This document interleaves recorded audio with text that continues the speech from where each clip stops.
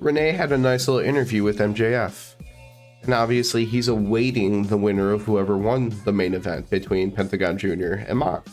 Dude. So good. MJF. He's it seems like he's starting to embrace the fact that he is a babyface, and even though he doesn't want to be. I mean, he's still a dick. Yeah. Like, he's going to be that, like, Sundeer babyface. So, but it works. Question like, for you. When he started out when he started out with the Mox impression. That was so good. What do you think of Renee now that you've seen her for a little bit? Because like tonight she showed more personality in like her interviews. Yeah. I don't know. One reason I asked. I just noticed that they had her on screen a whole lot today, and that's my only thing that I noticed about it. Otherwise, she's a person that interviews people. So, her being Moxley's wife, MJF would be the person to cross that line, right? Yeah. So I was kind of expecting that, but they didn't, which I respect, and that's actually kind of nice. You didn't take the low-hanging fruit. Yeah.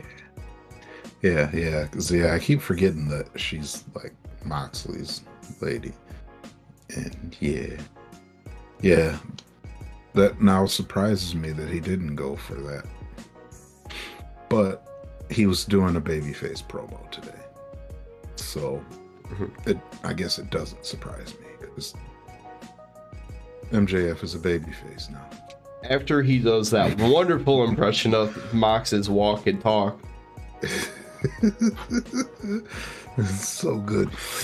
Yeah. I mean, even the things that he said is kind of crap that you can see coming out of Mox's mouth. Yeah, he's like, I'm not gonna get out of this ring. I'm gonna drink his piss or something. I was like, wait, why are you drinking pee?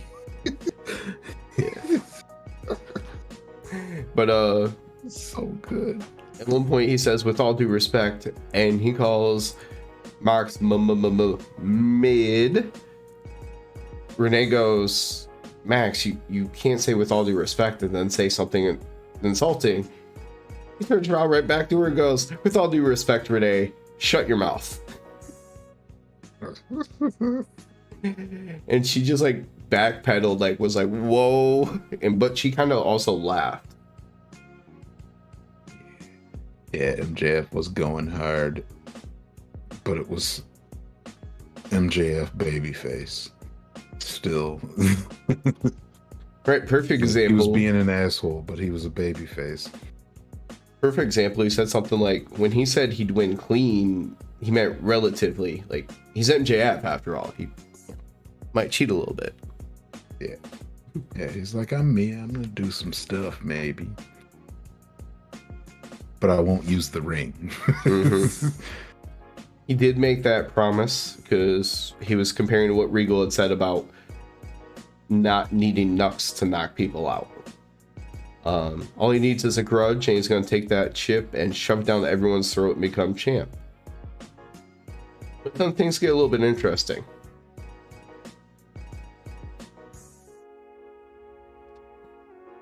Your buddy Stokely wanders on out. Stokely's like, hey, what do you mean not cheating, man? That's what we do. That's our thing. We cheat. Like, yeah. He promises not to touch him, and MJF just smacks the mic right out from his hands and grabs the mic from Renee and says Stokely must have got comfortable since he's known him forever. But he needs Mox at 110%, so there's no excuses. So he tells them if they look at him the wrong way, touch him, do anything like that, he's gonna fire Stokely. And Stokely just walks off with a big old smile on his face. I had no idea where the fuck this was necessarily gonna go. Yeah. But just know that when Stokely's smiling, there's a big plan. Yeah. And it's probably going to involve something that a lot of people would call a dick move. Yeah. He's going to screw somebody over. Stomping on people. Get where he's trying to go. He might stomp on somebody. Stomp him in the nuts. Stomp him in the nuts. I mean, so that obviously plays directly into the main event because he's like, don't touch Mox. And I'm just going to say, the Penta versus Mox match, I was looking forward to it because Penta's a very different style. And I wanted to see a little bit of that at least. I wanted to see how much Mox would incorporate Penta style into the match. We let him have his stuff. That's cool. But I will say, my first actual note of this match, the logo and the floor is all yours, sir. So, at first, it looked like Penta was going to hit a destroyer on the steps, and Mox counters it, catches him while he's underneath, and kind of he twists him around a little bit and hits a DDT onto the steps, like onto the edge of the steps, where there's so much more possibility for just some kind of nasty injury. And yeah, that is my hit of the night. Penta getting DDT'd on the steps. Yeah. Anytime you catch the corner on something, even if it's not like the corner of the stairs, but like the corner of to the bottom, anytime you catch a corner on something that's as stiff and as strong as like steel, whatever, it's not going to be fun. Yeah, that's why I was like, yep, that's my hit of the night. Granted, they are professionals and they know how to usually protect each other. Yep. I mean, things happen, but it's a physical. Nothing happened here. It's a physical thing. Another main event with. I mean, I guess things happened here. Stuff happened.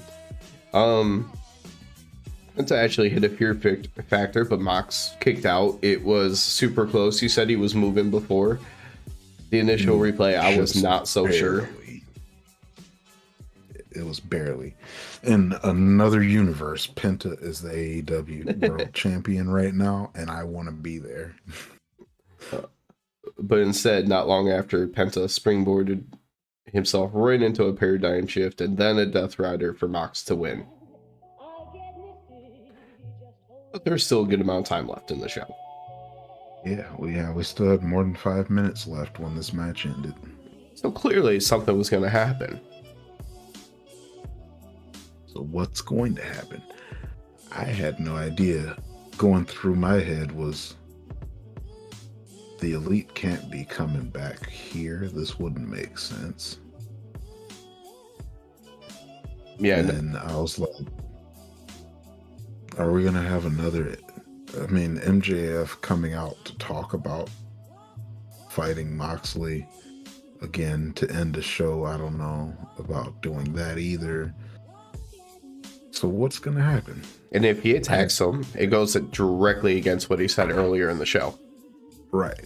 And yeah, MJF is being a babyface. He wants to do things the right way. He will be the big bad champion once he's the big bad champion, but he's going to get there the right way, is what he is basically saying to us all here. He's not going to take the super easy way out. He might take shortcuts. He's just not going to take the easy way out. Gotta love it. Gotta love it. But now we saw why Stokely had a big old smile on his face, because Morrissey was in the ring and took his ass out at first. And then the rest of the firm came down and got in on it. Yeah, they brought out the rest of the little squad. and they just they jumped Moxley. They ganged him. Stokely just sat in the corner, just smiling. On top of the turnbuckle. Directing. Yeah, sat on the turnbuckle. Just like, hey, y'all. Yeah, keep hurting him. The Firm completely wiped out the security guards, and no problem. And then we got the clip backstage where they were showing that the BCC's locker room door was chained shut, so that's why none of them are coming. Yeah, they locked them up. They can't get out there. Mox puts up one last fight so he can look real tough. He fights off a couple of them. He fights off Moriarty and one of the guns. And then Ethan Page kicks him in the face. If you were trapped in your dressing room, does that also mean you're trapped in the closet?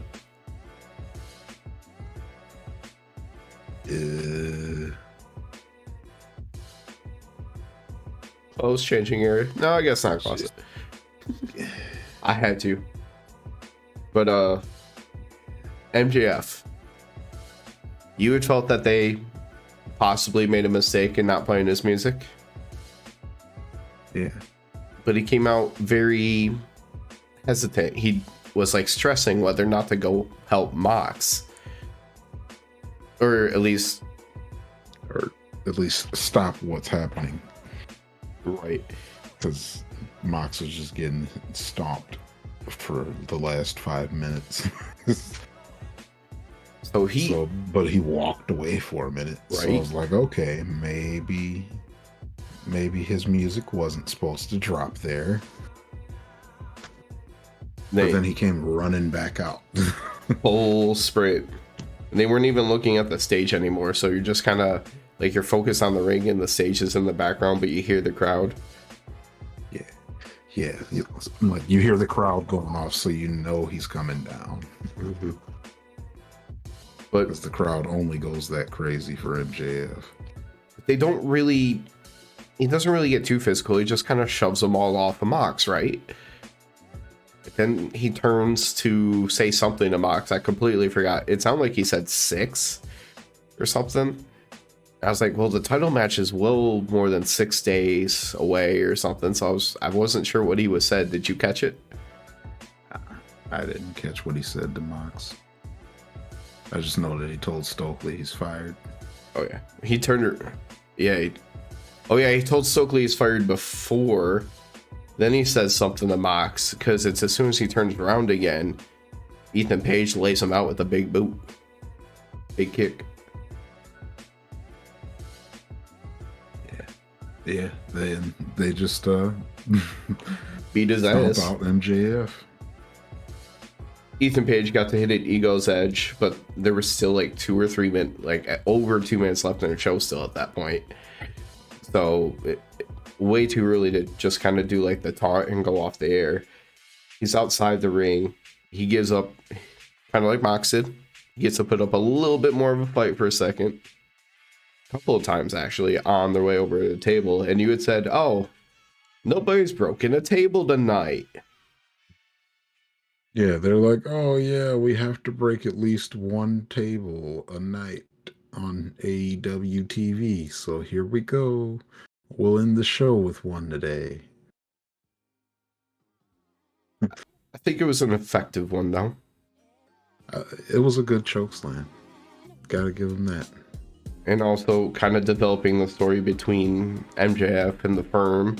I said to you as the show went off the air, I wonder if this is because they finally realized MJF was not going to be able to be straight up heel, and they need to be straight up heel.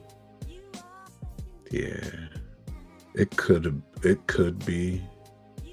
Also, I really don't think that they expected MJF to come back and just be this like overwhelmingly loved character that has to be a babyface. Yeah, I thought maybe they could have got away with kind of maybe some cheers because he was already being cheered. Yeah, but yeah, I don't think that they thought it would be like this to where it's like he's more over than the Acclaimed. And everyone loves the Acclaimed.